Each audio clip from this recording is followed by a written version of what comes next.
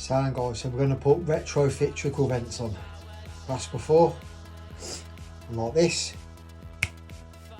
And there you go guys. Okay, so that's a trickle vent. For those who don't know, what a trickle vent does, it allows airflow through your property. So the more airflow you get through a property, the less chances you have of getting mould, you know, damp. It increases the quality of your air throughout your home. It takes away smells, cooking smells, you know, body odour smells. You know, if you've got dogs, it removes, you know, the smell of dogs and whatnot. Basically, it'll protect your window. It stops your units from going because it helps them to dry out. And you can have them fitted to any window. So if you've got a window that's double glazed that hasn't got trickle vents, you know, we just put them on for you. It's not a problem. And as you can see, I don't know if you can see there, they've got like little switches. You just push the switch down and then it closes.